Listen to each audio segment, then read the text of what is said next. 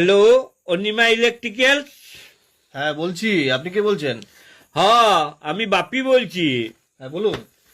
বলি, মাস কতক আগে আমি একটা ফ্রিজ কিনেছিলাম, তো ওই ফ্রিজটা আমি ফেরত দিয়ে দিব ভাবছি। না, দুঃখিত স্যার, আমরা তো এইভাবে বিক্রিত জিনিসটা ফেরত নিতে পারি না। আপনার কি সমস্যা হচ্ছে বলুন? সমস্যা মানে? গজরটা কেনার পর থেকে সমস্যা আর সমস্যা। কেন, কি হয়েছে? তাইলে শুনুন, প্রথম থেকে আপনাকে বলি। যেদিন ফ্রিজটা কিনে নিয়ে এলাম, হুম। তো বলি কি রাখবো কি রাখবো। তো আপনারা বলেছিলেন যা রাখবেন টাটকা তাজা থাকবে। তো সেদিন বুঝলেন গিন্নি গরম গরম মুড়ি ভেবেছিল। হুম।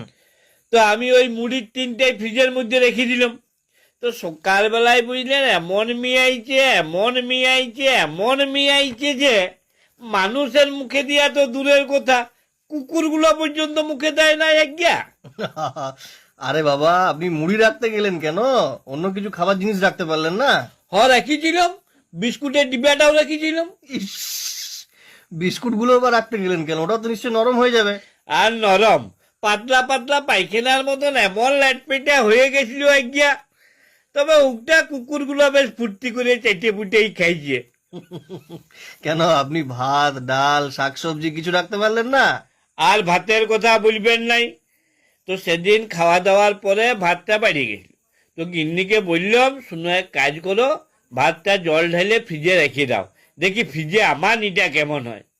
তো গিন্নিও কি করলে, ভাতে জল ঢেলে ডেকচি শুদ্ধ ডিপ ফ্রিজে রেখে দিল। সকালবেলাতে দেখছি বসায় ভাতের আইসক্রিম হয়ে গেছে। মেয়া মরদে চুষি চুষি খেলাম। যাক, নতুন কিছু তো খেলেন। আর খাবার কথা বলেন না, এই ফ্রিজের জন্য পাড়ার লোকের হাতে কেলানি পর্যন্ত খেলাম। কেন? ফ্রিজের সাথে আবার কেলানির কি সম্পর্ক?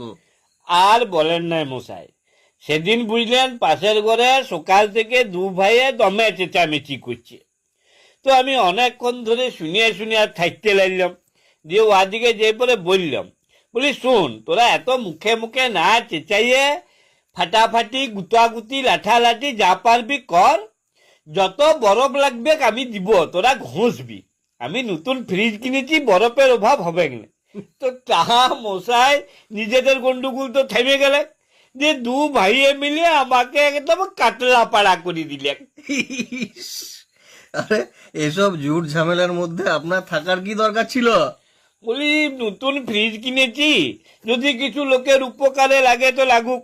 তো তা মশাই, আজকালকার দিনে যাচ্ছে লোকের উপকার করতে নাই।